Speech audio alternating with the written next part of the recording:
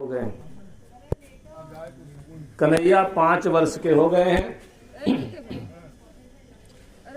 बहुत उनके संगी साथी हैं, मित्र हैं, ग्वाल बाल हैं। उनके साथ वो खेलने के लिए जाते हैं। भगवान का प्रेम जो है अपने गरीब ग्वाल बालों के साथ है। वो ऐसे ग्वाल हैं जो बेचारे कभी स्कूल नहीं गए, गाय चराते चराते जो कुछ ज्ञान आया सो आया, पढ़े लिखे हैं नहीं तो उनको छल कपट करके पैसा कराने की भी अकल नहीं है। सादा भोजन करते हैं, संतोषी हैं, जो कुछ रूखा सूखा मिलता है खा लेते हैं, फटा पुराना पहन लेते हैं। ऐसे भोले भाले भक्त भगवान को बहुत प्रिय हैं। भगवान के मित्रों के नाम है क्रमशः मधुमंगल, मनसुखा, श्रीदामा, तोष। ये सब भगवान के छोटे छोटे मित्र हैं। भगवान उनके साथ प्रेम के साथ खेलते हैं। कहते हैं जब कन्हैया ग्वालों के साथ खेलते हैं तो ग्वाल बन करके खेलते हैं, उनके जैसे बन जाते हैं। ये नहीं कहते हैं कि मैं नंद राजा का पुत्र हूँ। नंद बाबा की स्थिति गोकुल में राजा की है। सारे गोपों के वो सम्राट है, राजा हैं। भगवान का सखा जो मनसुखा है, बेचारा इतना दुबला है, इतना दुबला है कि शरीर की सारी हड्डियां बिना एक्सरे के दिखाई देती हैं। आज भगवान के अंदर करुणा जग गई। मनसुखा के कंधे पर हाथ रखा, बोले भैया मनसुखा तुम मेरे सच्चे मित्र हो? बोले हाँ मैं तुम्हारा सच्चा मित्र हूँ, लेकिन तुम बड़े दुर्बल हो। अब मुझे देखो मैं कितना मोटा ताजा हूँ और तुम भैया कितने दुबले पतले हो। अरे जो मेरा मित्र है वो मेरे जैसा होना चाहिए। या तो मैं तुम्हारे जैसा बन जाऊं या तो हमारे जैसे बन जाओ। मनसुखा ने कहा भैया ऐसा मत हो, तुम हमारे जैसा मत बनना, तुम जैसे हो वैसे ठीक हो। तो कन्हैया कहते फिर तुमको मेरे जैसा बनना पड़ेगा। मनसुखा ने कहा मोटा पतला होना तो भगवान की कृपा से है, कोई मोटा पतला थोड़े होता है। गुब्बारा थोड़े कि फुला करके मोटे हो जाएंगे। कन्हैया कहते तुम बड़े भोले हो, कुछ जानते नहीं हो, तुम बहुत दुबले हो, जल्दी से मोटे हो जाओ, नहीं हमारी तुम्हारी दोस्ती समाप्त हो जाएगी। मनसुखा बेचारा रोने लगता है, कहता भैया असली बात बताऊं? बोले बताओ। बोले तुम राजा के लड़के हो, तुमको बढ़िया बढ़िया सब कुछ खाने को मिलता है, तुम्हारी मैया तुमको मक्खन मिश्री मलाई खिलाती होंगी, इसलिए तुम तगड़े हो। मैं गरीब हूँ। असली बात मैं आपसे बताता हूँ, बचपन से आज तक मैंने कभी माखन खाया ही नहीं। मेरी माँ ने कभी मुझे दूध भी नहीं दिया। मुझे पीने के लिए जब दही मत करके घी निकाल लेती हूँ, वो छाछ मुझको देती हैं, आधा पानी रहता उसमें, उसी को मैं पीता हूँ।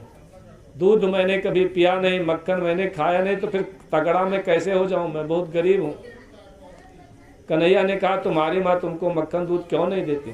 क्या बात है, हर माँ तो अपने बच्चे को मक्खन खिलाती है, दूध पिलाती है, तुम्हारी माँ क्यों नहीं देती? बोली मेरी माँ दूध हो मक्खन को बाजार में बेचने के लिए ले जाती है, मुझे जरा भी नहीं देती है।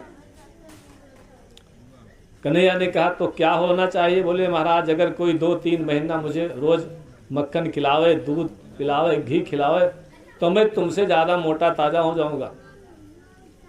लेकिन आंखों में आंसू टपकने लगे, भैया मुझे मक्खन कौन खिलाएगा, कौन मुझे दूध नहीं देगा, कोई नहीं देगा। कन्हैया समझाने लगे, आंसू पोंछ दिया, बोले रो मत, मैं तुम्हारा मित्र हूँ, कोई नहीं खिलेगा, मैं तुमको कल से रोज मक्खन खिलाऊंगा, रोज दूध पिलाऊंगा, तुमको मैं मोटा करूंगा। मनसुखा ने कहा तुम्हारे यहाँ कोई फैक्ट्री है, तुम कैसे मक्खन खिलाओगे? तुम राजा के बेटे हो, मैं जानता हूँ।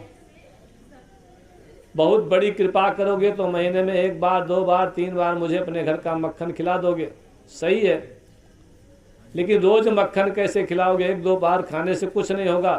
अगर तुम मुझे रोज मक्खन खिलाओगे तो मैया तुम्हारी पिटाई करेंगी, उनको गुस्सा आ जाएगा, इसलिए रोज मक्खन देना ठीक नहीं है, महीने में 1-8 बार खिला दोगे तो सही रहेगा। कन्हैया ने कहा मनसुखा तुम बहुत भोले हो, मैं अपने घर का 1 चम्मच मक्खन भी तुमको देने वाला नहीं हूँ।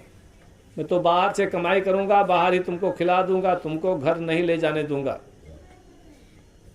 मनसुखा ने कहा कन्हैया तुम तो हमारे जैसे हो, तुमको कमाना आता है? कन्हैया कहते मुझे सब कुछ आता है। और तो कन्हैया तुम कैसे कमाओगे? कृष्ण समझाते हैं मैं जानता हूं कि हम लोग सब मिल करके एक अपनी कंपनी खोलेंगे। एक मंडली अपनी बनाएंगे और उस मंडली में जो भी आमदनी होगी बराबर बराबर सबको लाभ बांटा जाएगा। तो मनसुखा ने, कन्हैया अगर मंडल बनाओगे, मंडल का नाम क्या रखोगे? अब मंडल मंडल शब्द सुन करके दो चार उनके जो मित्र उधर खेल रहे तो बिजी आगे लगा कोई खास बात हो रही। बोले कन्हैया क्या बना रहे हो? कन्हैया ने कहा हम एक ऐसा अपनी कंपनी खोलेंगे, अपना एक मंडल बनाएंगे कि उसके द्वारा जो भी आमदनी होगी उसके सदस्यों में बराबर बराबर बांट दी जाएगी। तो मंडल का नाम क्या रखोगे? जो भी मंडल बनता है उसका कोई नाम होता है। कन्हैया ने कुछ क्षण सोचा और बताया, बाल गोपाल चौर विद्या प्रचार मंडल। कन्हैया, चोर विद्या प्रचार मंडल क्या होता है? हम तो समझते हैं चोरी करने की विद्या। अरे अगर हम लोग चोरी करेंगे तो लोग हमको पकड़ेंगे और हाथ पांव तोड़ देंगे। हम लोग इतने छोटे छोटे हैं, इसे चोरी करना सिखाओगे? कन्हैया कहते तुम लोग पागल हो, जानते नहीं हो, घबराना नहीं। मेरे गुरुजी ने मुझे एक ऐसा मंत्र बताया है, उस मंत्र को मन में बोलो तो चाहे जो चोरी करो कोई तुमको देख नहीं पाएगा, कोई तुमको पकड़ नहीं सका, तुमको मार नहीं सकता, और कदाचित पकड़ में आ गए तो छूट जाओगे। ऐसा एक मंत्र मुझे पता है। तो कन्हैया तुमको मंत्र आता है? क्या मंत्र है? कन्हैया ने कहा सबके सामने नहीं बताते, मैं कान में बताऊंगा, अपने अंदर रखना, किसी से बताना नहीं। किसी को बताओगे मंत्र का असर समाप्त हो जाएगा। मैं तुम सबको अलग अलग बताऊंगा। कन्हैया ने सबके कान में मंत्र बता दिया कि जब चोरी करने जाना तो कफल्लम कफल्लम बोलना। बच्चों ने कहा महाराज कफल्लम कफल्लम क्या है? कफल्लम कोई मंत्र थोड़ा है, कोई भगवान का नाम हो ऐसा कुछ होता है? बोले नहीं, कफल्लम बहुत बड़ा मंत्र है। बोले कैसे? बोले मंत्र में शक्ति होती, जानते हो? कहना मंत्र का कहना अर्थ पता हो चाहे न पता हो, मंत्र में पावर होती है। संसार में जितनी विद्याएं हैं, जितनी कलाएं हैं, जानते हो कहाँ से निकली हैं? बच्चों ने कहा नहीं जानते, तुम्हें बताओ। बोले सब कलाएं ब्राह्मण से निकली हैं। शास्त्र कहते हैं विद्या हवै ब्राह्मण माँ जगामा, सारी विद्याएं ब्राह्मणों से निकली हैं। वेद कहते हैं कि सभी विद्याओं के गुरु ब्राह्मण हैं। तो जब सबके गुरु ब्राह्मण हैं तो फिर चोर के गुरु कौन हुए? बच्चों ने कहा चोर के गुरु तो ब्राह्मण हुए। तो बताओ जो संसार में जितने चोर हैं वह सब कफल्लम ऋषि के शिष्य हुए कि नहीं हुए? कफल्लम नाम के महात्मा थे। तो कहना कहीं तो मैंने कफल्लम का मंत्र बोला, वो मंत्र बोलोगे तो सब विद्याएं तुम्हारे पास आ जाएंगी। कन्हैया ने सिखा दिया और सबको समझा दिया। सबको जबरदस्त विश्वास हो गया कि ये मंत्र बोलेंगे तो पकड़े नहीं जाएंगे। मंत्र याद करके चल दिए। और बोलते हैं कि कहीं भी जाना ध्यान में रखना कि ये मंत्र मैंने बताया है। सुखदेव जी कहते हैं राजन थोड़ा सा विचार करो, चोरी करना पाप है। पाप कौन करता है और कौन पाप नहीं करता है?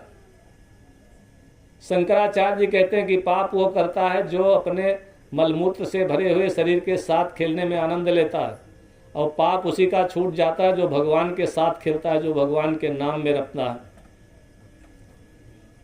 ये सारे बालक श्री कृष्ण भगवान से प्रेम करते हैं, उनके साथ खेलते हैं। जो भगवान के साथ खेलता है, भगवान के साथ प्रेम करता है, उसके हाथ से कभी पाप नहीं हो सकता। और कदाचित कहीं गलती से कुछ हो भी जाए तो भगवान उसका जवाब स्वयं देते हैं। निस्त्रैगुण्यै पथि विचरताम को विधि को निषेधा। भगवान गुणों से अतीत हैं। जो भगवान के साथ खेलता है वो पाप नहीं कर सकता है, और कहीं उसके हाथ से थोड़ा बहुत भी पाप हो जाए तो भगवान उनको संभाल लेते हैं।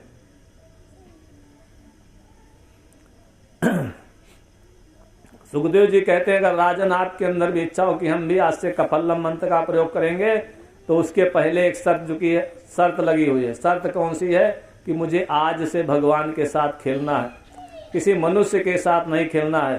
संसार के साथ खेलते खेलते बुढ़े हो गए, बार बार जन्म लिया, बार बार तकलीफें झेली।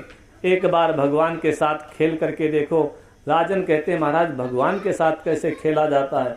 सुखदेव जी कहते हैं बैठ करके श्री कृष्ण का ध्यान करो, भगवान की पूजा करो, उनकी याद करो, उनके नाम मंत्र का जप करो, और ये भगवान से प्रार्थना करो कि अगली बार जब आप गोकुल में जन्म लेना तो जब आप गोकुल में प्रकट होना तो हमारा जन्म किसी ग्वाले के घर में करवा देना, वहाँ पर मैं आपका मित्र बनूं और आपके साथ खेलूं। अब ईश्वर के साथ खेलना ऐसी इच्छा बनाओ, संसार के साथ नहीं खेलेंगे। आज भगवान ने मंडल की स्थापना कर दी। उस मंडल, बाल गोपाल कहते हैं कि भैया आपने मंडल बना दिया, तो हर मंडल का एक अध्यक्ष होता है, अगुवा होता है। तो हम सबकी ऐसा इच्छा है कि आप ही हमारे मंडल के अध्यक्ष बने। सब लोगों ने सर्वसम्मति से अध्यक्ष बना दिया। गोविंद भगवान हमारे अध्यक्ष बन गए चौर विद्या प्रचार मंडल के। बालक कहते हैं जैसे इसकी सब कुछ शर्त है, हमको कुछ काम भी इसमें करना पड़ेगा, खाली हम फायदा ही उठाएंगे, और काम करना पड़ेगा तो क्या करना पड़ेगा। तो भगवान कहते हैं अगर इसके सदस्य काम नहीं करें तो मंडल कैसे चलेगा, काम तो करना ही पड़ेगा। तो कौन सा काम करना पड़ेगा? भगवान कहते हैं कि एक ही काम करना है, जो मैं समझाऊंगा उसको समझ लेना बस। आज पहला काम जानते हो क्या क्या काम है? बोले जा करके सब लोग पता लगाओ ये गोपियां अपने अपने घर से कितने बजे बाहर जाती हैं और कितने बजे वापस फिर घर में आती हैं। सुबह से शाम तक ड्यूटी दे करके पता लगाओ, डायरी में नोट करके आना, मुझे बताना, फिर आगे मैं बताऊंगा क्या करना है। बालकों ने कहा ये तो बड़ा सरल काम है, इसके लिए महाराज वहां जाने को खड़े रहने जरूरत है, हम लोग सब जानते हैं। अच्छा तुम जानते हो, बताओ। उसने कहा कन्हैया मेरी माँ जो है सुबह 4 बजे उठ करके बाहर चली जाती हैं और फिर नहा धो करके जमुना जी से 7 बजे के बाद घर में आती हैं। कन्हैया ने कहा अगर ऐसी बात है तो तुम्हारे घर में आज हम लोग बोनी करेंगे, तुम्हारी माँ 7 बजे के बाद आएंगी घर में ना। बालक ने कहा हाँ 7 बजे घर में आती हैं और 4 बजे जाती हैं। तो कन्हैया ने कहा ठीक 4 बजे हम लोग तुम्हारे घर पर आते हैं। बालक ने कहा हाँ कन्हैया मेरे घर में आना, मेरे घर में बहुत सारा मक्खन है। कुछ लोग कहते हैं कि गोविंद भगवान चोरी करते हैं, चोरी की कथा है। गंगा किनारे सुखदेव जी महाराज जब कथा सुनाते हैं परीक्षित जी को, तो गोपियों की प्रशंसा करते हैं। गोपियां सब श्रुतियां हैं, वेद के मंत्र हैं, अवतार लेकर के भगवान की सेवा करने के लिए आए हैं। गोपियों के घर का मक्खन भगवान को बहुत अच्छा लगता है। कृष्ण के घर में बहुत सारे माखे हैं, इतने भगवान के यहाँ मक्खन होता है कि भागवत जी में लिखा है कि नंद बाबा के यहाँ 9 लाख गायें थी। अब जिसके यहाँ 9 लाख गाय हो तो लाख खान तो दूध देती होंगी। अब कितना दूध, कितना घी, कितना मक्खन होता होगा। लेकिन फिर भी भगवान को घर का मक्खन नहीं प्रिय है, क्योंकि गोपियों के अंदर भगवान के प्रति विशेष प्रेम है, तो उनको जो है उनके घर का मक्खन प्रिय है। जिसको जिससे प्रेम होता है उसके घर का चाय पानी भोजन उसको ज़्यादा अच्छा लगता है। तो भगवान भी देखते हैं कौन हमसे ज़्यादा प्रेम करता है। गोपियाँ सब कुछ भगवान को अर्पित कर देती हैं। उनके घर में जो अपना सब भगवान को जिसने समर्पित कर दिया, भगवान ने जा करके थोड़ा सा मक्खन खा लिया, चोरी थोड़े। भगवान तो अपनी ही वस्तु लेने गए हैं अपने भक्त के यहाँ। इसलिए सुखदेव जी महाराज गोपियों की बड़ी प्रशंसा करते हैं। अगर कोई गोपी हो जाए कि सब कुछ भगवान को दे दे तो कितनी बड़ी बात है। तो उस बालक ने बताया कि मेरी माँ 4 बजे जाती हैं, 7 बजे घर में आती हैं। तो 4 बजे जैसे मैया निकली, कन्हैया पूरी मंडली को ले करके आज एक अंधेरे दिन पहुंच गए। अब अगर घर चोरी करने जाओ और घर का मालिक साथ में हो तो कौन चिंता है, कौन सामान कहाँ रखा है खोजना ही नहीं है। अब वो लड़का गोपी का वो मालिक था भाई, उसने कहा कन्हैया मेरे घर में आ जाओ, मैं दरवाजा खोल देता हूँ।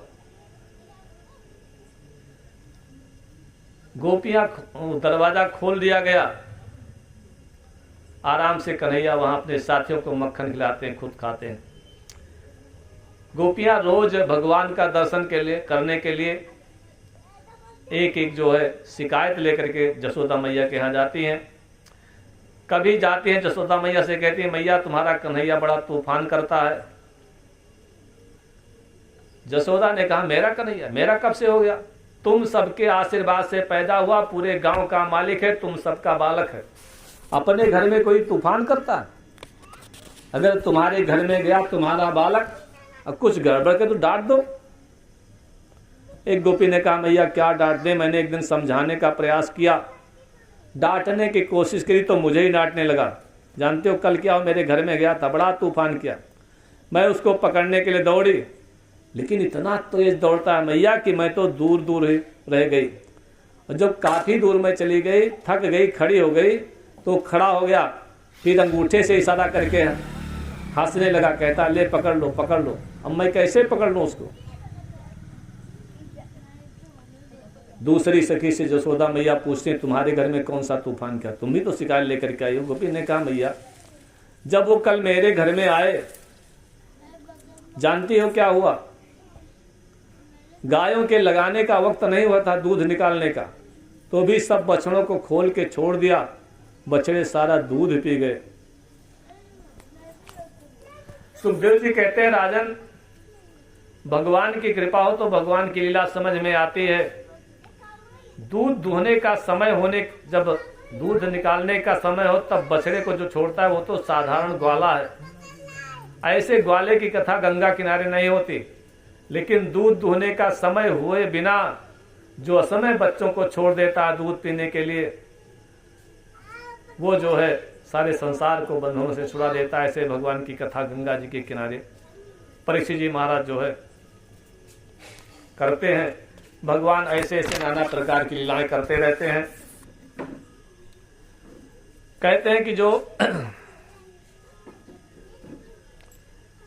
एक दिन गोपियों ने जसोदा मैया से कहा मैया कभी कभी मुझे जो है अपनी गोदी में बाल कृष्ण का दर्शन होता है।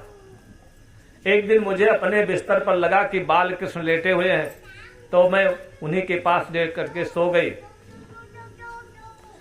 और कल मैंने एक सपना देखा है, गोपी ने बताया कि अपने ग्वाल बाल मित्रों के साथ घर में आए और मेरे घर का माखन खाया लुटाया। अरे मैया जो आज मेरे साथ घटना घटी वो कल मैंने रात में सपने में देख लिया था। जब मैं घर का काम करती हूँ तो मुझे घर के काम में कन्हैया दिखाई देता है।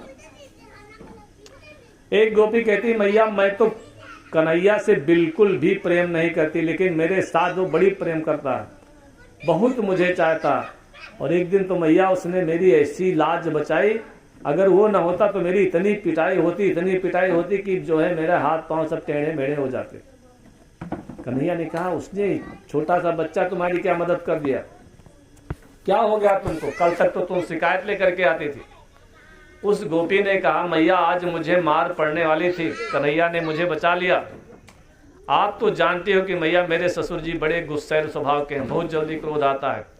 आज हमारे घर में कुछ रिश्तेदार आए थे, ससुर जी ने कहा इनको लेकर के हम बाहर जाते हैं स्नान इत्यादि करने के लिए, हम लोग 2 बजे तक आएंगे और सब लोग भोजन करेंगे, तो बड़ी सुंदर रसोई बनाना, कोई कमी मत रखना।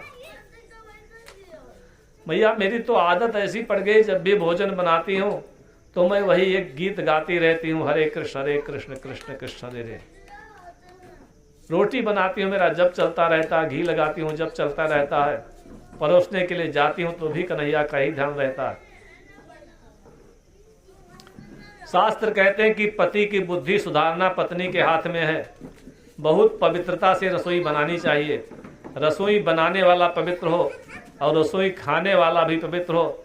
अब बनाने वाला बहुत अच्छा बनाए और खाने वाला बैठ करके अपना मोबाइल खोल ले, उसमें फिल्म देखते हुए संगीत सुनते हुए भोजन करे, तो कहते हैं वो अन्न अशुद्ध हो जाता है, बिगड़ जाता है, उसका अच्छा लाभ नहीं होता। तब भोजन करते समय केवल भोजन में ही ध्यान रखना चाहिए। अगर भोजन बनाने वाला नशा करने वाला हो, तंबाकू खाने वाला हो, गाली देकर भोजन बनाता हो, क्रोध में भोजन बनाता हो, तो उसके सारे पाप के संस्कार भोजन में आ जाते हैं और खाने वाले का मन बिगड़ जाता है। इसीलिए शास्त्र कहते हैं कि पति की बुद्धि सुधारना पत्नी के हाथ में है। बड़ी पवित्रता से भगवान के नाम का जप करते हुए पत्नी जब रसोई बनाती है, भगवान को भोग लगा कर जब प्रसाद खिलाती है, तो 6 महीने तक अगर शुद्ध पवित्र न भगवान का भोग लगा हुआ पति के जो है पेट में जाए, तो धीरे धीरे उसकी बुद्धि सुधरनी शुरू हो जाती है। और जो अपवित्र अन्न खाता है उसकी बुद्धि बिगड़ जाती है। पेट में जो हमारे अन्न जाता है उसके 3 भाग होते हैं। एक जो हम जैसे दाल चावल रोटी सब्जी खाते हैं दिखाई देता है, वो अगले दिन बाहर निकल जाता है। मध्यम भाग उसका को माना गया कि जब उससे रस निकाल करके खून बनता है, मांस बनता है, तो वो हमारे शरीर को चलाने के काम आता है। और उसी अन्न का एक सूक्ष्म भाग मिलता है, बहुत सूक्ष्म होता है, वो मन बन जाता है। इसीलिए अपने यहाँ कहा गया है कि जैसा खाओ अन्न वैसा बने मन। तो घर में पवित्रता से रसोई बनाओ और भगवान की भक्ति करते हुए साधारण मनुष्य को रसोई घर में नहीं जाना देना चाहिए, जो बिना नहाए है, जूता चप्पल पहने है, उल्टा सीधा काम कर रहा है, रसोई घर से वो दूर ही रहे। रसोई घर को अपने यहाँ अन्नपूर्णा का मंदिर माना गया है। तो गोपी कहती कि मैया मेरी ऐसी आदत पड़ गई कि मैं जब भी भोजन बनाती हूँ तो हरे कृष्ण का मैं जप करती रहती हूँ। मन में कृष्ण कृष्ण चलता रहता है। कभी लगता है कन्हैया मेरी दाहिनी ओर के खड़े हैं और बताते हैं सब्जी को ऐसे चलाना, ऐसे उसमें नमक डालना। कभी बाईं ओर दर्शन होता है। पूरे रसोई घर में मैं उनका दर्शन करते करते अपने को भूल जाती हूँ। कभी कुछ याद रहता, कभी कुछ याद नहीं रहता। दाल में नमक डाला कि नहीं डाला नहीं याद रहता, भूल हो जाती है। इसीलिए ससुर जी मुझे डांटते रहते हैं और आज उन्होंने कहा बिल्कुल दिमाग ठीक करके भोजन बनाना, बुद्धि खराब मत करना, ठीक 2 बजे भोजन तैयार करना, रिश्तेदार भोजन करेंगे, ऐसा न हो कि पूरी बिरादरी में हमारी नाक कट जाए। तो मैया मैंने सोचा कि जब मैं कृष्ण कृष्ण बोलती हूँ तो कन्हैया दिखाई देता है, बिना बुलाए मेरे घर में आता है। तो आज मैंने कन्हैया से कह दिया कि तुम मेरे घर में आना, लेकिन जब मैं भोजन बनाऊं तब मत आना, नहीं तो मैं भूल जाती हूँ। तुमको देखने के बाद मुझे दूसरा कुछ भी याद नहीं रहता। आज मेरे रिश्तेदार आए, भोजन बनाना है और अच्छा भोजन बनाना है। तो आज मैंने निश्चय किया रसोई में भोजन बनाऊंगी तो आज कृष्ण का जप नहीं करूंगी, याद ही नहीं करूंगी। सुखदेव जी कहते हैं बड़े बड़े ऋषि मुनि संत महात्मा संसार को भूलने का प्रयास करते हैं, लेकिन संसार भूलता नहीं, याद आता रहता है। आज गोपी ने विचार किया मैं कृष्ण को भूल जाऊंगी, आज रसोई में ध्यान रखूंगी, भगवान को छोड़ करके संसार में आ जाऊंगी। लेकिन आज भगवान ने निश्चय किया मैं अपनी गोपी को छोड़ने वाला नहीं हूं। आज मैं बार बार सोचते हैं कृष्ण कृष्ण का जप नहीं करना है, रसोई में ध्यान लगाना है, सब्जी ठीक से बनानी है, नमक अच्छे से डालना है। भैया जी आज जब मैंने रसोई अच्छी तरह से बनाई और सबसे अंत में मैंने एक स्पेशल आइटम बनाया। सबके घर में भोजन बनता है, रिश्तेदार कोई कुछ खास बनाता है, कोई हलवा बनाता है, कोई खीर बनाता है, कुछ ना कुछ एक विशेष आइटम कोई बड़ा बनाता है। तो मैया जब मैंने वो विशेष व्यंजन बनाया तो उस समय मुझे कन्हैया याद आ गया। अब मैं क्या करूं? कोई मिठाई हाथ में आ जाए और खाने की इच्छा न हो तो ही मन में विचार आता है कि मैया अपने कृष्ण के लिए छुपा करके रखूंगी, आएगा तो उसको मीठा खिलाऊंगी। जब मेरे सामने बैठ करके कुछ खाता है तो मुझे बड़ा आनंद आता है। आज जब मैं वो विशेष व्यंजन बना रही थी तो मुझे बाल कृष्ण की याद आ गई। अगर ये वो खाएगा तो कितना अच्छा लगेगा। अगर अभी आ जाए तो सबसे पहले मैं उसे ही खिला देता हूँ। लेकिन मैया मैंने विचार किया था मैं कृष्ण कृष्ण नहीं बोलूँगी। लेकिन कब जब आरंभ हो गया, कब आवाज़ अंदर से आने लगी मुझे खबर ही नहीं लगी। मैं जोर जोर से हरे कृष्ण का जप करने लगी। मैया 2 बार तो मुझे ऐसा लगा कि कन्हैया आंगन में खड़ा है। ऐसा मुझे आभास हुआ, मैं दौड़ करके आंगन में रसोई से बाहर निकल आई। 2 बार मैंने कन्हैया को देखा लेकिन वो हाथ में मेरे नहीं आया। फिर मैं हरे कृष्ण मंत्र का जप करते हुए रसोई में भोजन बनाने लगी।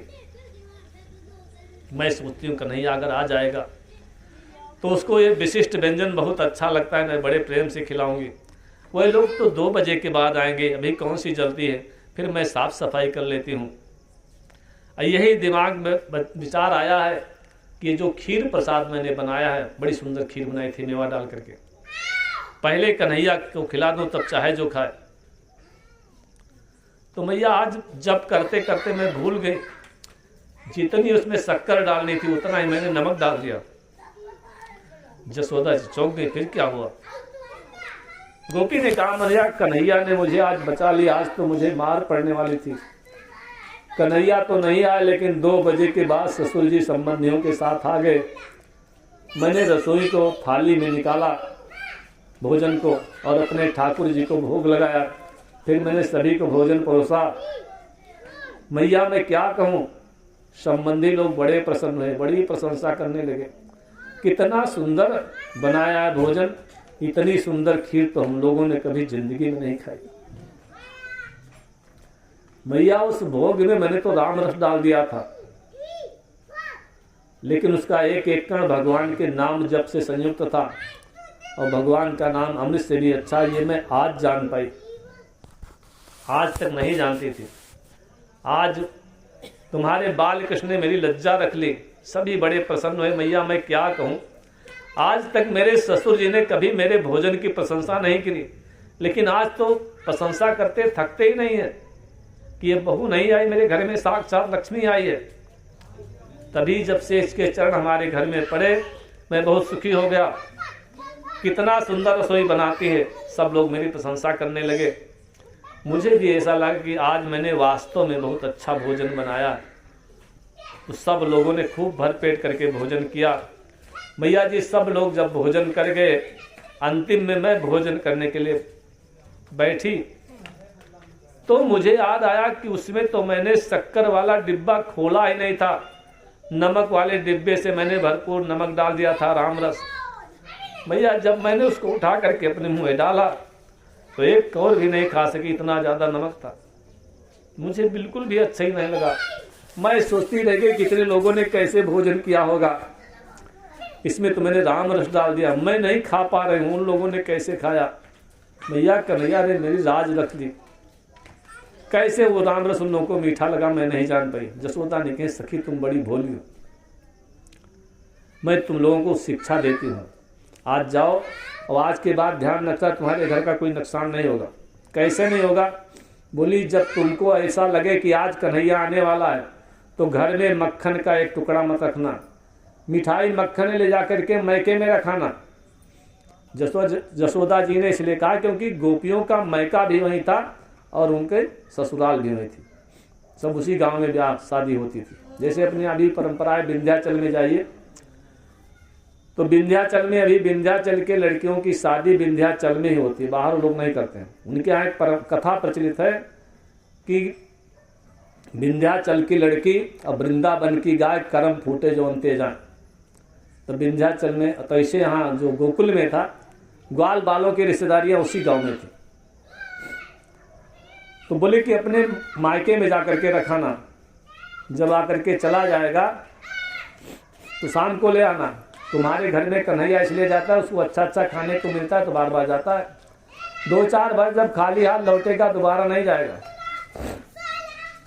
और तुम लोग कहते हो पहले से खबर हो जाती है, जिस दिन तुमको लगे कन्हैया आने वाला है तो कुछ घर में रखना, खाली कर देना। गोपियों ने कहा मैया तुम बड़ी भोली हो, ये तो हमने कल करके देख लिया। कल कन्हैया ने मुझसे कहा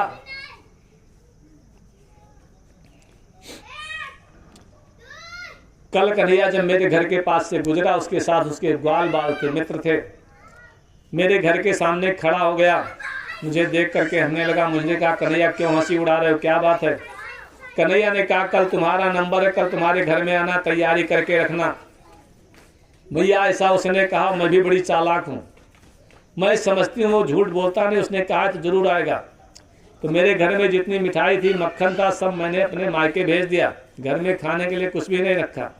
जानते हो क्या हुआ? क्या हुआ? जब कन्हैया भैया मेरे घर में आया, खाने को उसे कुछ नहीं मिला तो उसे गुस्सा आ गया। तो पालने में मेरा बालक सोया हुआ था, कन्हैया वहाँ गया और उसको जगाया। जगा करके कहा सुनो, मेरा ऐसा नियम है कि जिस घर में जाता हूँ घर मालिक को प्रसाद जरूर देता हूँ। घर मालिक का कल्याण करने के बाद उस घर को छोड़ता हूँ।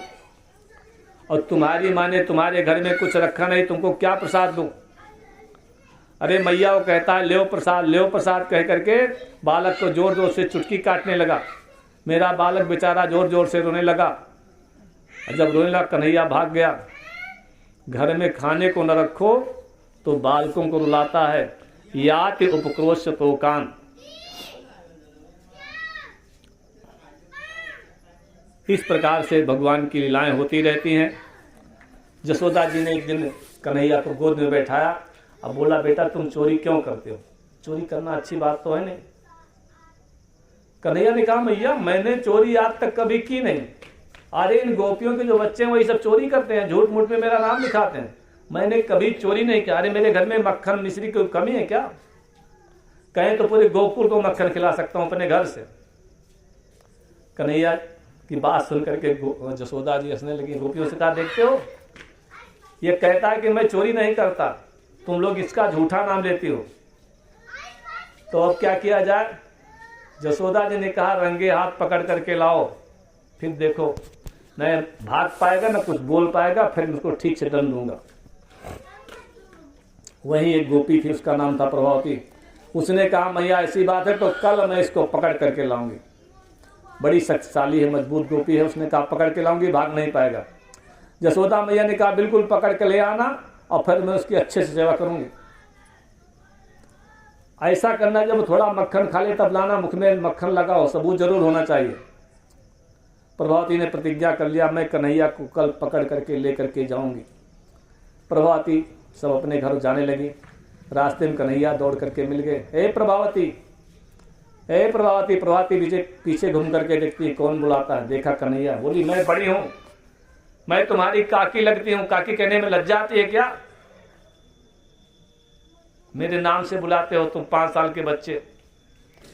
तुम्हारे माता पिता ने तुमको कोई संस्कार नहीं दिए। कन्हैया ने कहा तुम काहे की बड़ी, मैं तुम्हारे बाप का भी बाप लगता हूं, तुम काकी कैसे हुई? आप प्रभावती का दिमाग घूम गया, कैसा बोलता है, ऐसा बोलने को तुम्हें किसने सिखाया?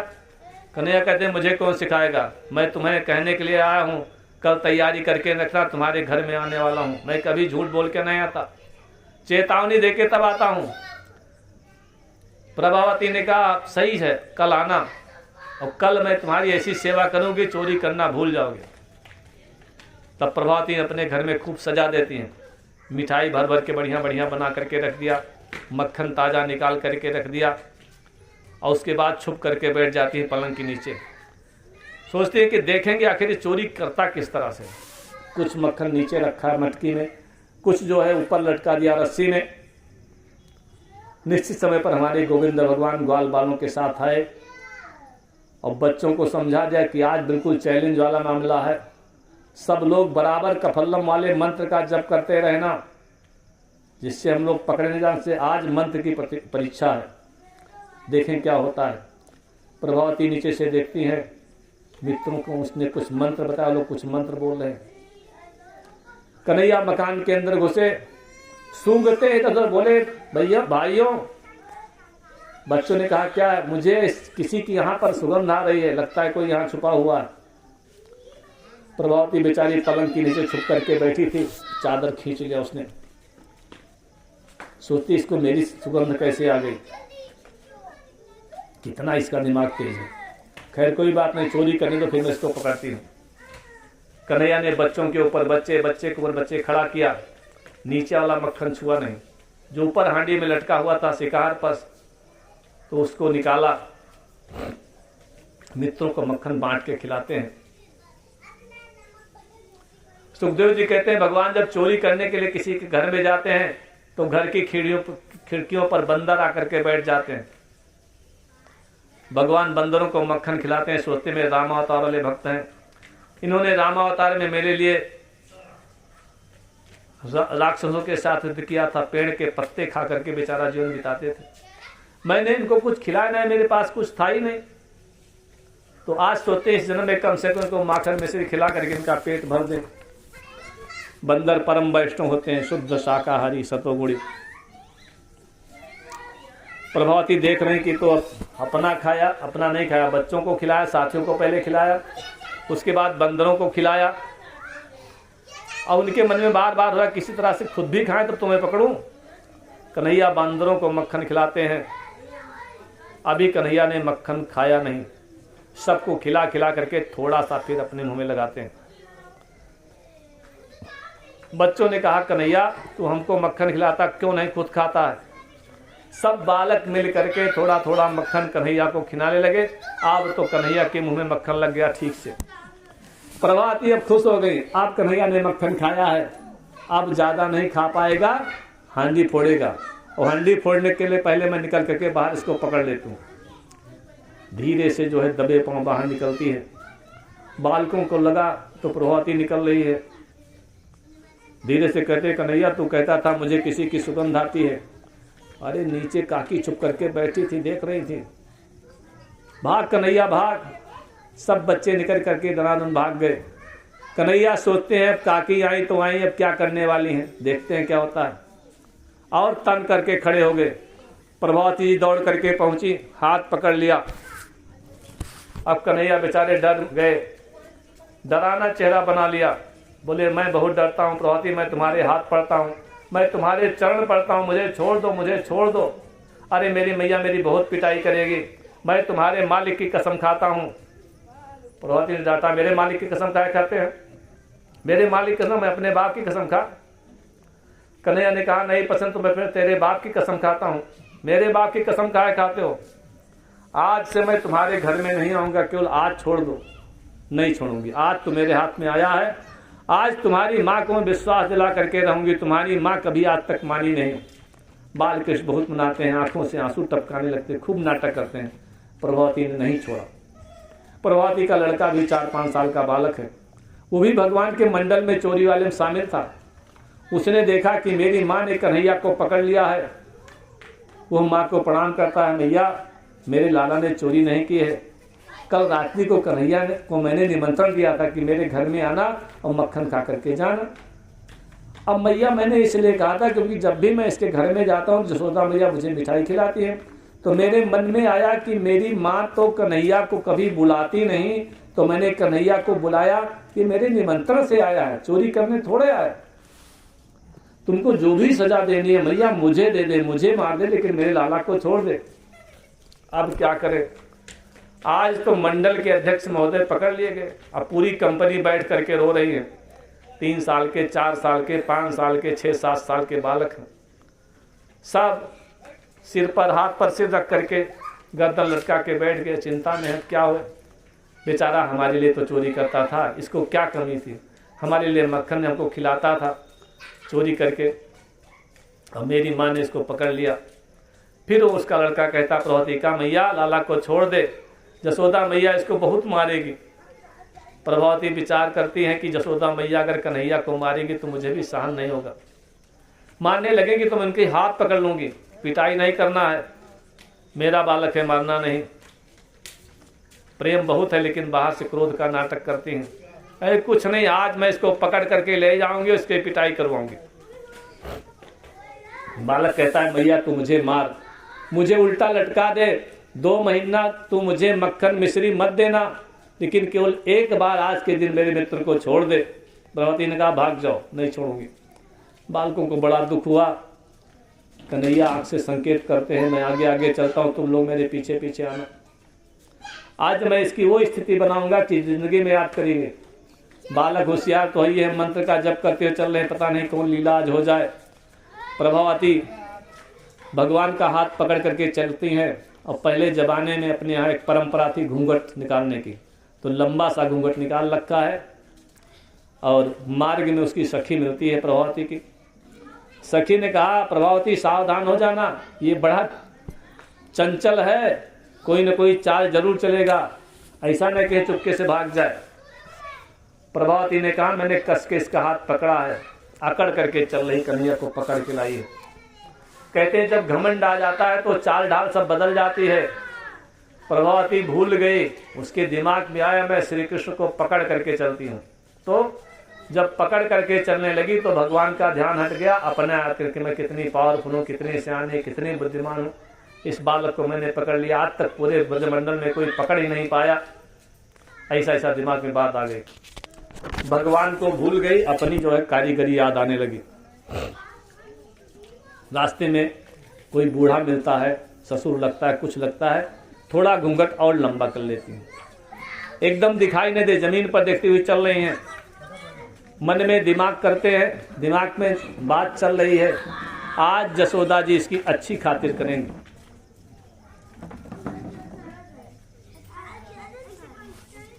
सुखदेव जी कहते हैं जब हमारे पास भगवान आ जाए और हम संसार का चिंतन करने लगते हैं, संसार की याद करने लगते हैं, अपनी कलाकारी देखने लगते हैं, तो भगवान हाथ से निकल जाते हैं। प्रभावती भी अपने सियानेपन का ध्यान कर रही है, तो घूंघट काढ़े हुए जा रही है।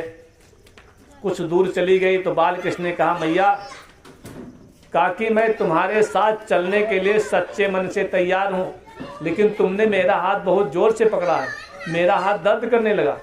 मैया तो मेरा दूसरा हाथ पकड़ ले, इस हाथ को छोड़ दे। प्रभावती जानती थी कन्हैया बड़ा कोमल है, बोली तुम्हारा हाथ दुख रहा है। बोले माँ तुमने इतने जोर से पकड़ लिया हाथ कि बहुत तेजी से दर्द कर रहा है। मैं भागने वाला नहीं, अब पकड़ गया तो पकड़ गया, जो इच्छा हो करना, लेकिन इस हाथ को छोड़ करके दूसरा वाला पकड़ लो। प्रभावती ने दूसरा वाला हाथ पकड़ लिया, वो हाथ छोड़ दिया। इसी में अकड़ के चल रही कन्हैया अपनी कलाकारी कर गए। उसके बच्चे को बुला लिया था, इशारा करके अपना हाथ छुड़ाया, उसके लड़के का हाथ पकड़ा दिया।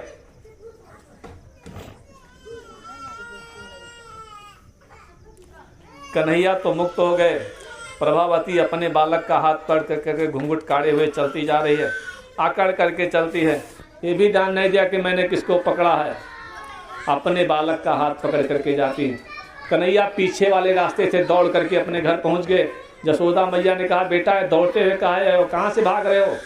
अरे मैया एक गोपी है, जैसे शेरनी जान लो इतनी दुष्ट है, मेरे पीछे पड़ी है, आज मुझे मारने के लिए आ रही है, हो सकता है मेरे प्राण ही ले ले। मैं डर के मारे भाग गया हूँ।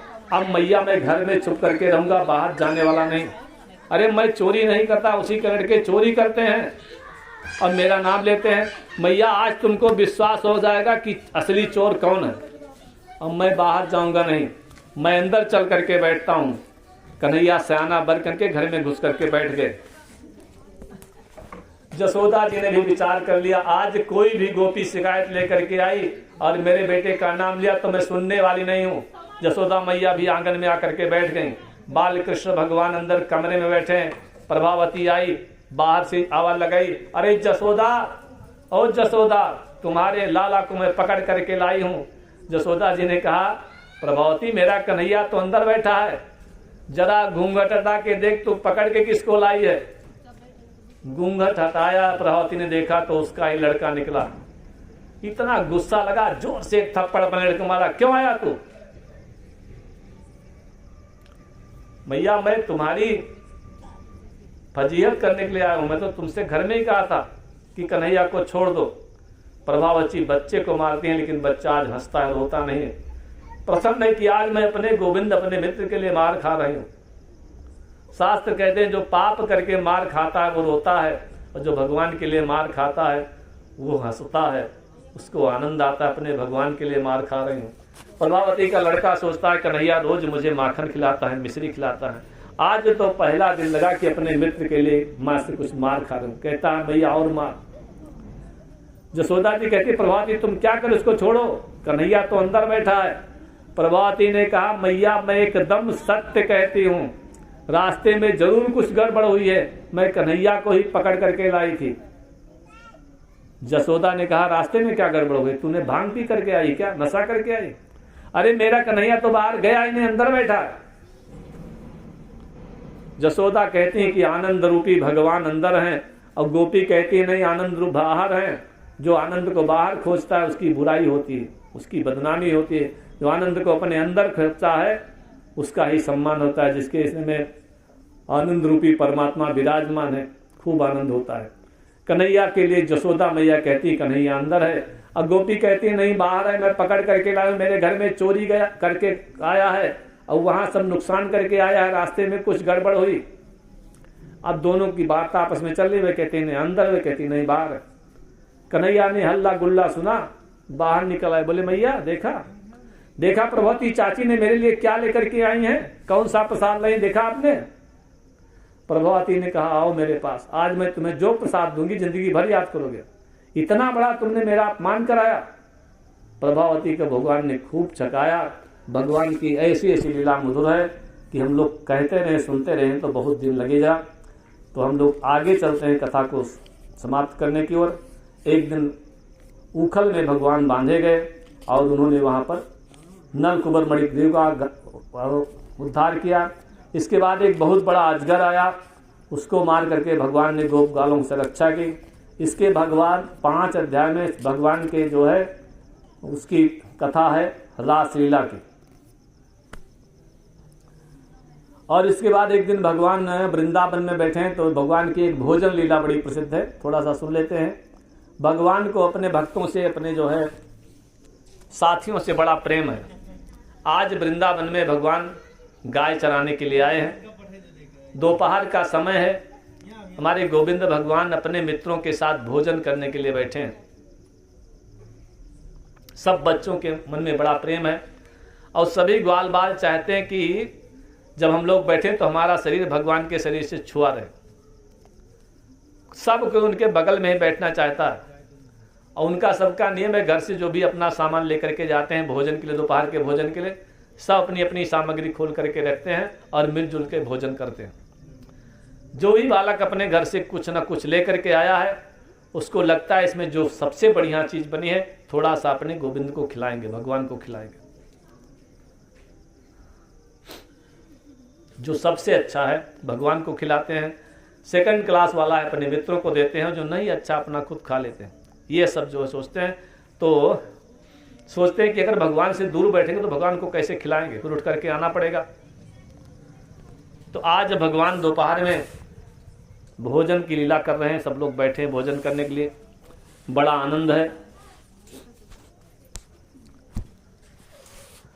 कैसे बैठे हैं, एकदम जैसे गोल गोल होता ना, गोला बना करके बैठे हैं, कमल के समान गोल गोल बना हुआ है और बीच में जो है कृष्ण भगवान बैठे हैं, चारों तरफ से बालक उनके सामने गोल गोल गोला बना करके बैठे हैं। सब जो है भगवान को अपने अपने घर का एक टुकड़ा बड़े प्रेम से खिलाते हैं। एक बालक कहता है कि कन्हैया मेरे मैया ने तुम्हारे लिए जलेबी बनाई है, बहुत अच्छी बनी, लेकिन मेरी माँ ने कहा कि कन्हैया के हाथ में जलेबी मत देना, कन्हैया के हाथ में दोगे तो दूसरे को खिला देगा, तो मैं तुम्हारे मुंह में खिलाऊंगा, मेरी माँ ने बड़े प्रेम से बनाई है। मेरी माँ की इच्छा कि मेरे घर की बनी हुई जलेबी कन्हैया खाएगा, तो आज मैं तुम्हारे में जलेबी खिलाऊंगा। भगवान कहते हैं अरे यार तुम बड़े मूर्ख हो, मित्र तुम ये जलेबी मुझे क्यों देते हैं, मेरे सारे मित्रों को दे दो। और गुरु जी ने बताया था कि जब वो अकेला जो खाता है वो चोर है और अगले जन्म में बिल्ली होता है। अकेले कभी खाना नहीं चाहिए, मिल बांट के खाओ, सबको दे दो, सब लोग मिल बांट के आज जलेबी खाएंगे। तो कहता है कन्हैया चलो मैं थोड़ा थोड़ा सबको दे देता हूं, अब आप भी थोड़ा खा लो। भगवान जलेबी बड़े प्रेम से खाते हैं, बड़ी प्रशंसा करते हैं, बड़ी अच्छी बनी, बड़ी अच्छी बनी। किसी के भोजन की, किसी के कार्य की थोड़ी सी प्रशंसा कर दो, गदगद हो जाता है। और कन्हैया तो कहते हैं भैया तुम्हारी मैया बड़ी सयानी है, बड़ी अच्छी जलेबी बनाई है, ऐसी जलेबी तो मेरी माँ जसोदा अभी कभी नहीं बनाती, तेरी माँ इतनी अच्छी है तो तू कितना अच्छा होगा, तू बहुत अच्छा बनेगा। जल्दी से एक बालक और आया, कन्हैया मेरे माँ ने तुम्हारे लिए बर्फी बनाई है, मैं बर्फी लेकर के आया हूँ। सब लोग बर्फी में बांट करके खाते हैं, कन्हैया तारीफ करते हैं, बहुत अच्छी बर्फी, बहुत अच्छी बर्फी। एक बालक ने और कहा कन्हैया मैं तुम्हारे लिए घर से अपने दही बड़ा लाया हूँ। भगवान हंसने लगे। बच्चे ने पूछा खाए हंस रहे हो कन्हैया? कन्हैया ने कहा जानते हो जो दही बड़ा लाया इसकी जो माँ है बहुत मोटी है, बहुत मोटी ताजी है, जैसे दही बड़ा फूल के कुप्पा हो जाता है ऐसे है, इसलिए मुझे हंसी लग रही है। इसका बाप सुदामे के जैसा एकदम दुबला पतला है, इसकी माँ बड़ी मोटी है। हंसी मजाक करते हैं भगवान। उसी भगवान के मंडल में एक ब्राह्मण का भी बालक आया था, सांडिल्य ऋषि का पुत्र है, उसका नाम है मधुमंगल। अभी 5 वर्ष की अवस्था, उसका जनेऊ नहीं हुआ। जनेऊ ब्राह्मण के बालक का हो जाए तो नियम होता है उसके बाद वह किसी के घर का भोजन नहीं करेगा। तो भोजन नहीं, जनेऊ नहीं हुआ है तो अभी वो सबके घर में जो है भोजन करता है। तो मधुमंगल रोज कन्हैया के घर में जाता है, उनके साथ ही भोजन करता है। यशोदा मैया मधुमंगल को बहुत मानती हैं, सोचती हमारे पुरोहित जी का पुत्र है, तो कोई भी वस्तु अगर अपने कन्हैया के लिए बनाती हैं तो मधुमंगल को जरूर खिलाती है, फिर कन्हैया को देती है। आज कन्हैया की बारी है, सब लोग अपने अपने घर से कुछ लाए हैं और कन्हैया को खिला रहे हैं। तो कृष्ण भगवान की आदत होती है जो छुपता है उसके पीछे पड़ जाते हैं। आज मधुमंगल के पीछे मेरे भगवान पड़ गए, बोले ए मधुमंगल तू रोज मेरे घर में आता है, भोजन करता है, अपने घर से मुझे कभी कुछ ला करके नहीं खिलाता, आज तो मैं तेरे घर का बनवा भोजन करूंगा, अभी जल्दी से अपने घर जा और तुम्हारी मैया ने घर में जो भी कुछ अच्छा बनाया हो मेरे ले करके आओ।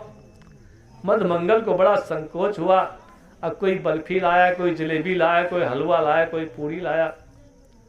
सोचता है मैं कन्हैया के घर में रोज भोजन करने के लिए जाता हूं तो मेरी माँ कन्हैया को कभी बुलाती नहीं है। मधुमंगल दौड़ता हुआ अपने घर गया। उसकी माँ का नाम है पूर्णमासी, पिता का नाम है सांडिल्य ऋषि। मधुमंगल अपनी माँ से कहता है, मैया कन्हैया ने आज अपने घर का भोजन करने की जिद की है, घर में जो कुछ भी अच्छा बनाया हो दे दो। पूर्णमासी मैया जानती है कन्हैया परमात्मा है, मेरे घर का खाने की उनकी इच्छा हुई है।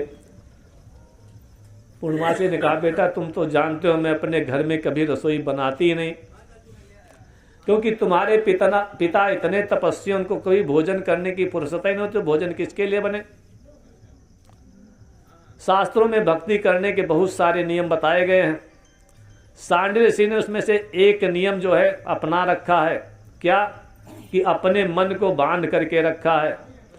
कभी किसी को देखते नहीं, कभी किसी से कुछ कहते नहीं, तो कभी खाने के लिए भी कुछ इच्छा नहीं। भगवान के ऐसे भक्त हैं कि प्रातःकाल 4 बजे सो करके उठते हैं, जमुना जी में स्नान करते हैं, आसन लगा करके बैठ जाते हैं, तो 15-16 घंटे तक एक आसन से भगवान की भक्ति करते हैं। प्रातःकाल 4 बजे बैठते हैं तो सायंकाल 7-8 बजे उनका नित्यकर्म पूरा होता है। उनका ये विश्वास है और ये भाव है कि ब्राह्मण का अवतार खाने के लिए नहीं हुआ, ब्राह्मण का अवतार सुख भोगने के लिए नहीं हुआ, ब्राह्मण का अवतार भगवान ने दिया है, शरीर दिया है तपस्या करने के लिए। तो प्रातः संध्या करते हैं, तो कितना, जब प्रातः संध्या पूजा करने बैठते तो 36 माला गायत्री मंत्र का जप करते हैं, और 36 उसके बाद 5 देवताओं की पूजा करते हैं, गणेश जी की पूजा करते हैं, शंकर पार्वती की पूजा करते हैं, लक्ष्मी नारायण भगवान की पूजा करते हैं। अभी सब करते करते 12 बज जाता है। 12 बजे मध्याह्न संध्या का समय आया तो फिर 36 माला गायत्री का जप करते हैं, फिर ब्रह्मयज्ञ करते हैं, उसमें चारों वेदों का अध्ययन करते हैं। ये सब करते करते जो है फिर जो है संध्या का समय आ जाता है, सायंकाल की संध्या, तब फिर 36 माला गायत्री मंत्र का जप। दिन भर में जो 108 माला गायत्री मंत्र का जप करेगा, वेदों का पाठ करेगा, भगवान की पूजा करेगा, तो खाने के लिए कहाँ समय है। जब सब कुछ हो गया 7-8 बजे फ्री हुए तो 2-4 केला जो कुछ मिला खा करके सो जाते हैं, कभी दूध मिल गया तो दूध पी करके सो गए। उनकी पत्नी पूर्णमासी मैया बड़ी पतिव्रता है, सोचती है कि जब मेरे पति देवता भोजन नहीं करें तो मुझे भोजन करने की क्या आवश्यकता। वो भी बेचारी उपवास करती हैं, दिन भर पति की सेवा में रहती हैं, घर में ही रहती हैं, कहीं बाहर नहीं जाती। कहीं चली गई और महाराज को कुछ आवश्यकता पड़ी तब क्या होगा। सोचती है कि मैं बड़ी भाग्यशाली हूं, मैंने जरूर पूर्व जन्म में कोई ऐसा पुण्य किया होगा जो ऐसे भगवान के भक्त पति मुझे प्राप्त हुए। पति देव रात्र में फल खाते हैं, वो भी 2-4 फल खा करके पति के चरणों में सो जाती हैं। अब घर में एक ही बालक है, वह तो नंद बाबा के घर में रोज भोजन करने के लिए जाता था, तो घर में रसोई बनाने की कोई जरूरतें नहीं थी। आज मधुमंगल पहुंच गया, मैया कन्हैया ने कुछ मांगा है, जो अच्छा बना हो दो, खिला करके आऊं। पूर्णमासी ने मधुमंगल से कहा, बेटा घर में तो कुछ बनता ही नहीं, तुम्हारे पिता कभी खाते नहीं, तो हम लोग, तुम वहां खाते हो नंद बाबा के यहाँ, तो भोजन बनने को जुटे कहाँ से कुछ दे दे। बेचारा मधुमंगल रोने लगा कि आज कन्हैया ने कहा तेरे घर का खाना खाना है, भोजन करूंगा तुम्हारे घर का, और आप कहते हमारे यहाँ रसोई नहीं बनती। पूर्णमासी मैया का हृदय भरा है, आज भगवान मांगते हैं मेरे घर में कुछ भी नहीं है, अब रसोई बनती नहीं तो दाल चावल कुछ होने का कोई सवाल ही नहीं। पति देवता कभी 10-20 रुपया कमा के लाते ही नहीं, भगवान की भक्ति छोड़ करके पैसा कमाने के लिए कौन जाए। सुखदेव जी कहते हैं जो सदा सर्वदा भगवान के पीछे पड़ा रहता है, उनकी भक्ति करता है, वो गरीब ही रहता है, और जो भगवान को छोड़ करके मेहनत परिश्रम करता है उसके घर में लक्ष्मी आ जाती है, भगवान चले जाते हैं। जो हमेशा भक्ति करता लक्ष्मी जी को कदापि प्रिय नहीं होता, बिल्कुल लक्ष्मी उसको नहीं मानती।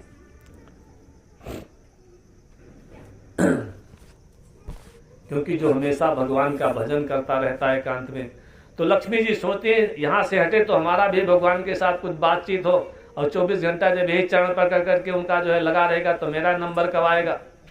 इसीलिए लक्ष्मी वहां से खिसक जाती है, तो गरीब ही रहता, घर में कुछ भी नहीं है लेकिन संतोष है। आज मधुमंगल रो रहा है, मैया मुझे कुछ दे दो। भगवान मांगते हैं क्या लेकर के जाऊं, मेरे घर में कुछ नहीं है। जसोदा मैया तो रोज पूर्णमासी से कहती है मुझे कोई सेवा बताओ, कोई सेवा बताओ। और मेरे पति देवता कहते हैं किसी से कुछ सेवा लेना नहीं, सेवा लेने से पुण्य का नाश होता है।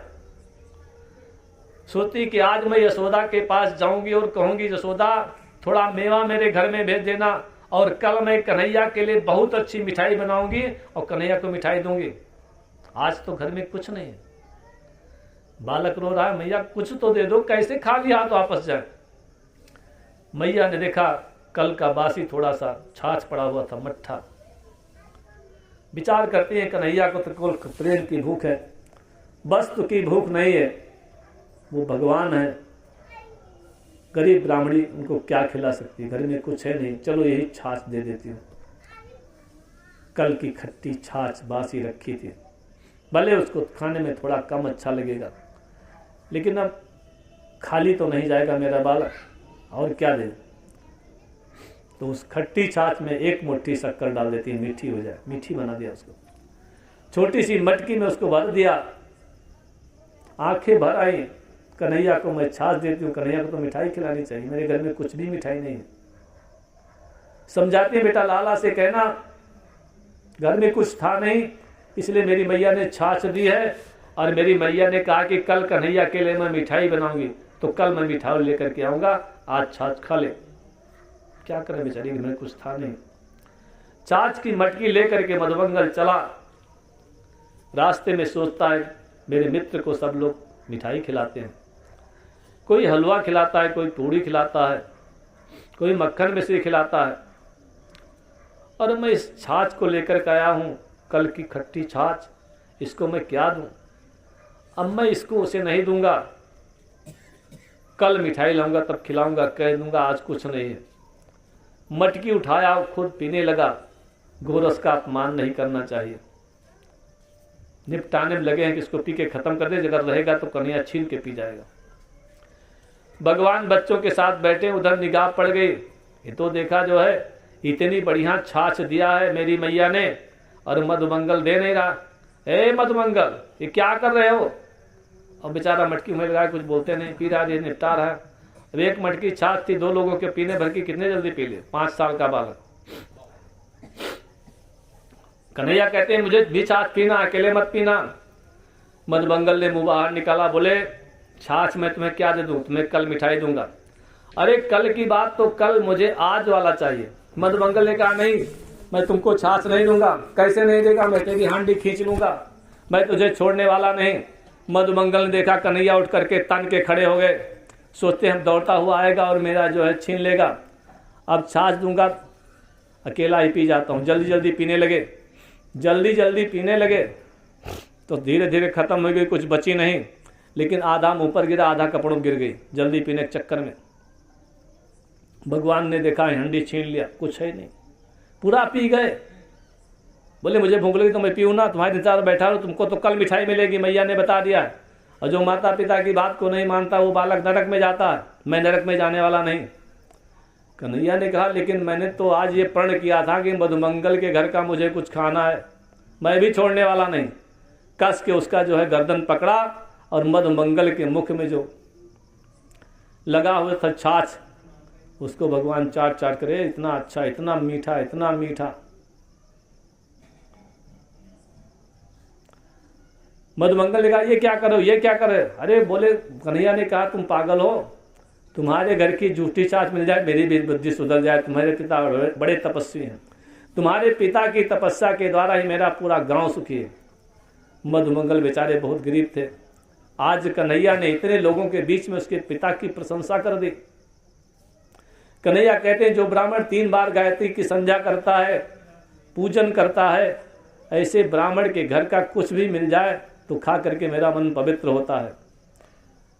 ऐसे ब्राह्मण के घर के भोजन को, प्रसाद को मांग मांग करके खाना चाहिए।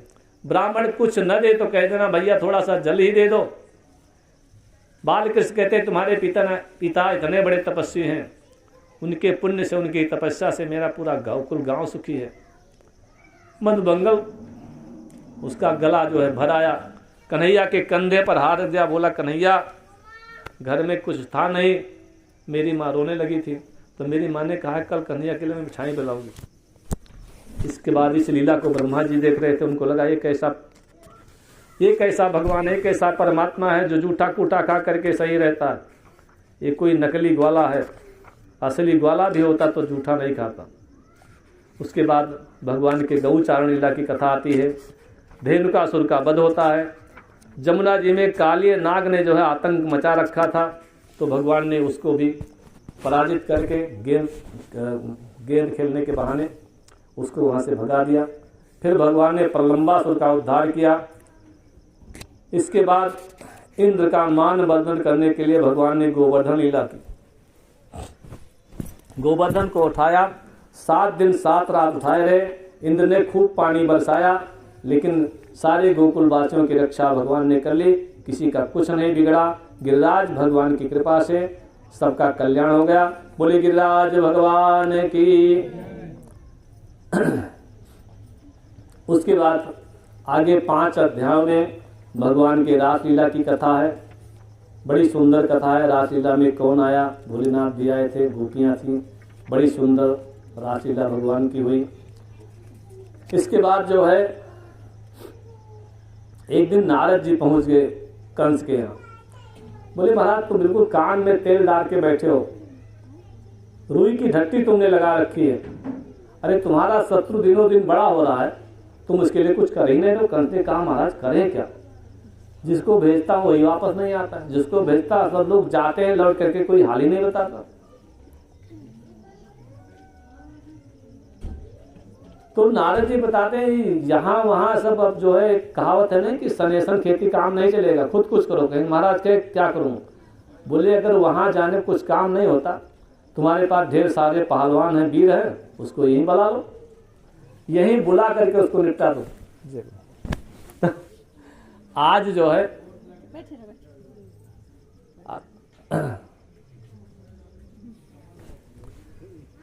कंस ने जो है क्रूर जी को याद किया।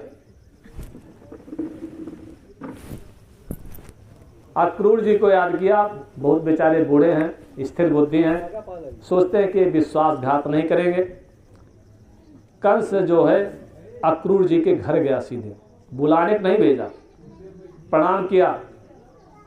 बोले आपसे एक खास काम है। क्या खास काम है। बोले नारद जी ने मुझे बताया है कि देवकी का 8वां पुत्र श्री कृष्ण है। वसुदेव ने कपट किया है, बालक को अपने यहाँ रख लिया है, इसलिए मैंने योजना बनाई है अपने शत्रु का विनाश करने के लिए यज्ञ करेंगे। यज्ञ का दर्शन करने के लिए आप जाइए, नंद बाबा को निमंत्रण दीजिए, मैं अपना सोने का रथ देता हूँ। और नंद बाबा भले अपने गाड़ी में बैठ करके आए, लेकिन कृष्ण बलराम को सोने के रथ में बैठा करके ले आओ। रथ मैं अपना इसलिए देता हूँ ताकि नंद बाबा को विश्वास हो जाए कि कंस राजा हमारे बच्चों से बहुत प्रेम करते हैं, इसलिए अपना रथ भेजा। तो मेरे काल को रथ में बैठा करके आप ले आओ। जब से उसका जन्म हुआ मुझे वो आकाशवाणी मैंने सुनी है, आज तक एक दिन भी मैं चैन की नींद नहीं सोया, मैंने ठीक से भोजन नहीं किया। एक बार मेरा काल यहाँ पर आ जाए तो फिर उसको मार करके मैं सुखी हो जाऊंगा। अच्छा बताओ मेरा विचार आपको कैसा लगा। अक्रूर जी ने कहा विचार करने से महाराज कुछ होता नहीं है, विचार करने से संसार का सुख नहीं मिलता है। जो अपने भाग्य में लिखा वही मिलेगा, अपने कर्मों के अधीन जो अपने कर्म उसी का फल मिलेगा। विचार बहुत करते हैं उससे कुछ नहीं होता है, लेकिन फिर भी आपका आदेश है, आप हमारे महाराज हैं तो मैं जाता हूं।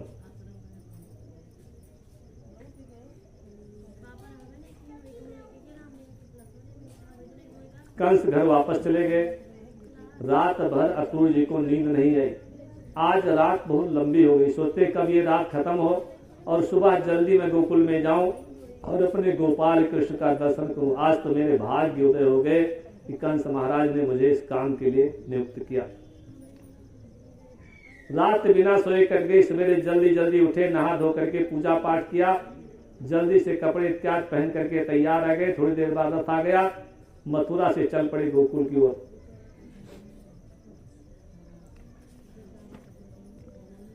चलते जाते हैं और मन में सोचते हैं कि आज बड़ा आनंद मेरे जीवन में आएगा। क्या आएगा? गच्छन पथि महाभागो भगवत्यम्बुजे क्षणे भक्तिं परामुपगत एवमेतद चिन्तयत। मन में सोचते जाते कि आज मेरे भाग्य का उदय हुआ, आज मुझे कन्हैया का दर्शन होगा, मेरे परमात्मा मुझे आज प्राप्त हो जाएंगे। मैंने तो कोई इतना बड़ा पुण्य भी नहीं किया, इस जन्म में तो कुछ अच्छा किया नहीं, मैं तो कंस की सेवा में रहा। लेकिन भगवान की इतनी बड़ी कृपा हुई कि उतने सारे मथुरा वासियों में कंस के द्वारा मेरा ही चयन कराया। कंस मुझे निमंत्रित करने के लिए, कितनी बड़ी भगवान की मेरे ऊपर कृपा। तो सोचते हैं कि चलते चलते सायंकाल तक पहुंचेंगे गोकुल में, और जब पहुंचेंगे तो वहां गौशाला में गाय वाय चरा के आएंगे, उसी गौशाला में ही मिलेंगे। और मैंने ऐसा सुन करके रखा है कि वो गाय सब श्री कृष्ण के लिए दूध देती हैं, जब उनकी पीठ पर वो हाथ रखते हैं, प्यार करते हैं तो दूध देती हैं।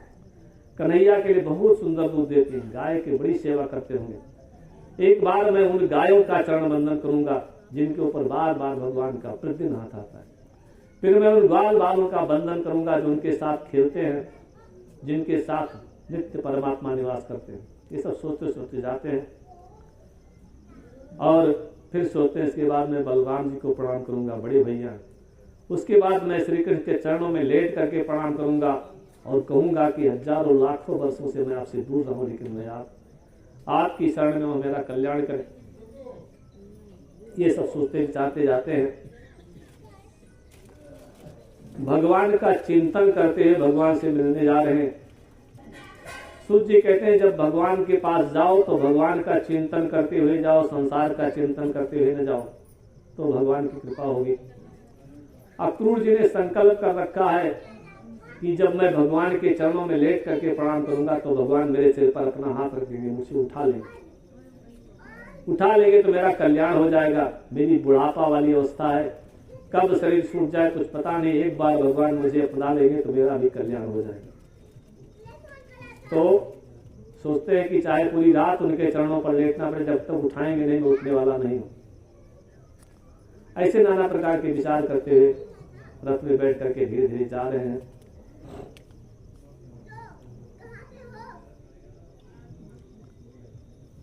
धीरे धीरे सायंकाल का समय हुआ।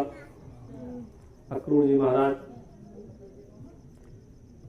गोकुल में प्रवेश करते हैं।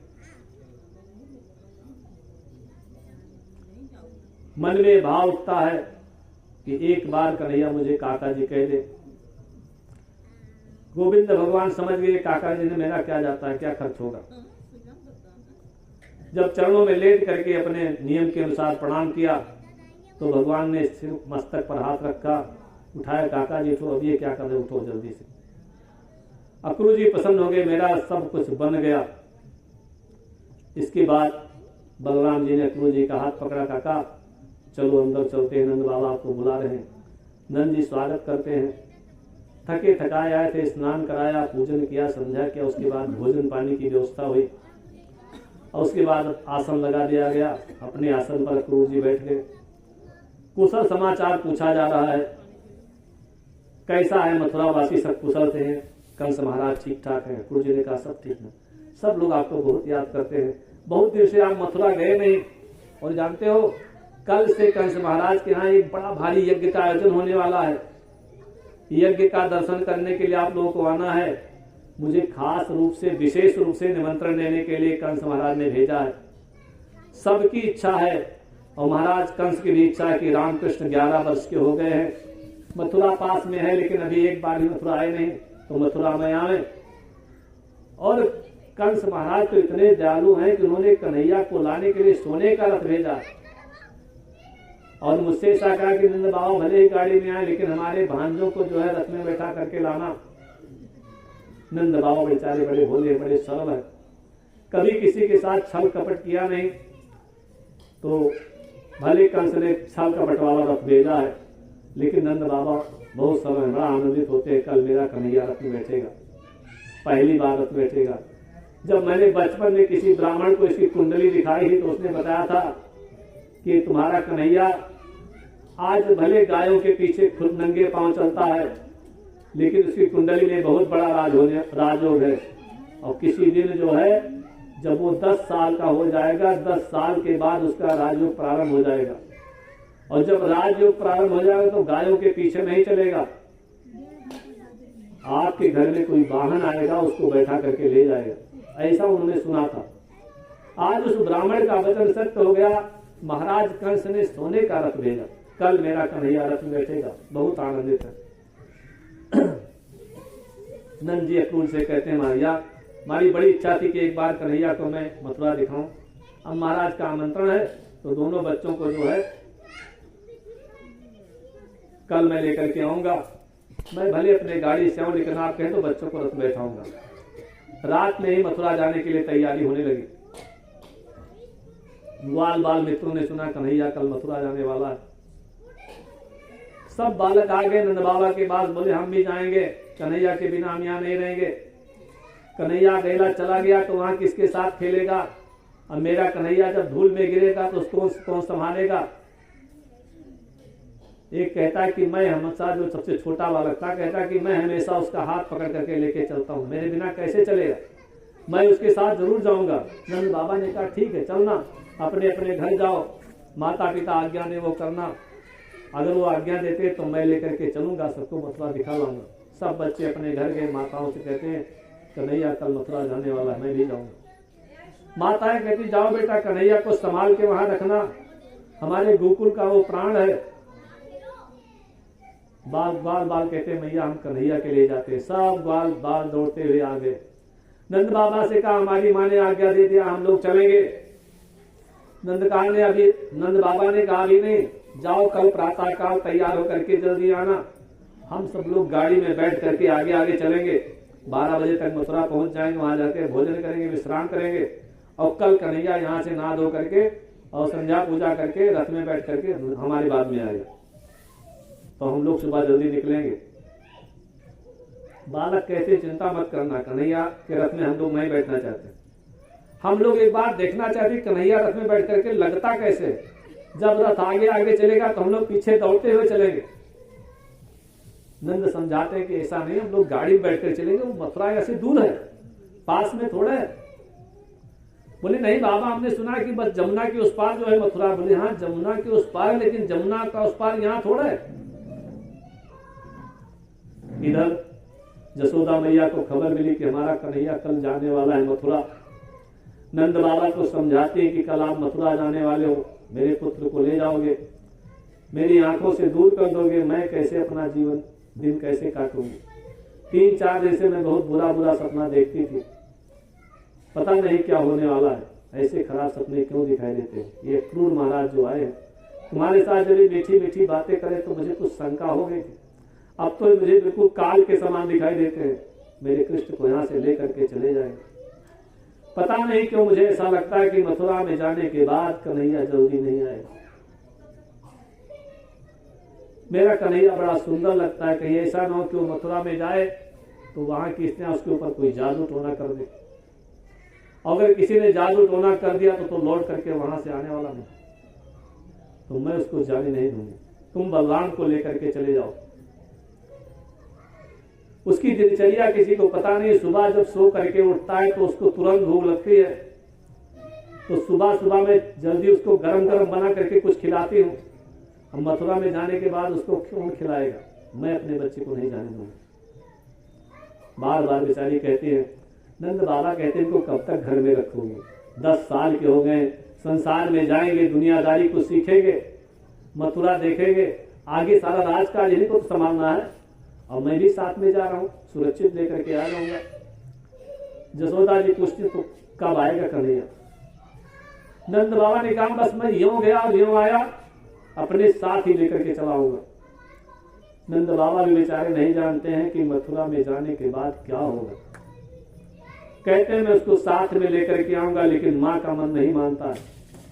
कहते हैं पता नहीं क्यों मुझे ऐसा लगता है कि यहां से जाने के बाद वो जल्दी आएगा नहीं, मैं जाने नहीं दूंगा। आप दोनों आपस में वार्ता करते हैं कि कंस महाराज का निमंत्रण है, अगर मैं कन्हैया को लेकर के नहीं गया तो कंस महाराज को बुरा लगेगा, फिर कंस महाराज से कौन बैर करेगा। अब कन्हैया अगर हट भी करे तो गायों के पीछे उसको भेजना नहीं, मेरी बुढ़ापे वाली अवस्था आ गई है, कन्हैया को सब कुछ मैं वहां मथुरा में दिखाऊंगा, कैसे जाते हैं, कैसे राजा महाराजा से मिलते हैं, कैसे कर चुकाते हैं, सब समझाऊंगा। आगे उसी को गोकुल का राजा बनना है और मैं जल्दी राजा बन करके बुढ़ा हो गया और भजन में लगूंगा। कंस महाराज से उसका मैं परिचय कर दूं कि मेरा लड़का, इसका ध्यान रखना महाराज। तो इसलिए मैं उसको लेकर के जरूर जाऊंगा। नंद बाबा सब बातचीत करके रात को सो जाते हैं। जसोदा मैया को नींद नहीं आती। कृष्ण के बिस्तर के पास बैठी हैं, बार बार निहारती हैं, हाथ से सहलाती हैं, सोचती हैं आज मेरी गोदी में है, कल नहीं होगा, किसी की नजर न लग जाए। बेचारी पूरी रात बैठी रही, सोई ही नहीं। सुबह हुआ, कृष्ण भगवान की आंख खुली, कन्हैया जागे, देखा मैया बैठी है, आंखें से उनके आंसू टपक रहे हैं।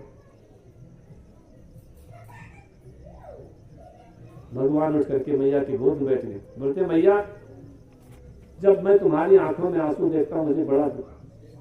अब तुम जो कहोगे मैं वही करूंगा, लेकिन तुम आंखों से आंसू गिराना बंद करो। तुम्हें कोई तकलीफ है, कोई संकट है, आखिर हुआ क्या मेरी मां? कन्हैया कहती बेटा मुझे कुछ हुआ नहीं, मैंने सुना कि तुम्हारे बाबा तुमको मथुरा ले जाने वाले हैं, तुम मेरी आंख से दूर मत जाना। कन्हैया कहते मैया नंद बाबा की आज्ञा है तो जाना ही पड़ेगा। मैं बाबा के साथ जाऊंगा और मैं आऊंगा। मैं भी तुम्हारे बिना नहीं रह सकता, मैं जरूर वापस आऊंगा। जब कन्हैया ने कहा तो मैया जसोदा को बड़ा आनंद हुआ। मेरा बालक जो बोलता है करके दिखाता है, जरूर वापस आएगा। चलो रंग है बलीवा हाय धरी है ये एक मंगा लो मैं सुन हो तो रंग को तो जरूर कुछ डाल दो पानी भर के। तो जब कन्हैया ने कहा कि मैया मैं आऊंगा तो उनको बड़ा आनंद हुआ। वो जानते हैं कि कन्हैया कभी झूठ नहीं बोलता, अगर उसने आने को कहा तो जरूर आएगा। आशा से पूरे ब्रजवासी, पूरा ब्रजमंडल जीवित है, कन्हैया आएगा, जरूर आएगा। भगवान ने सबको आशा दे दिया। जसोदा मैया ने उस आनंद में ये नहीं पूछा कि बेटा तू आएगा कब, इतने प्रसन्नता है कि आएगा। कोई दिन भगवान ने बताया नहीं कब लौट करके आएंगे। सुबह नहा धो करके भगवान तैयार होते हैं। मथुरा में वसुदेव देवकी बड़े उत्सुक हैं।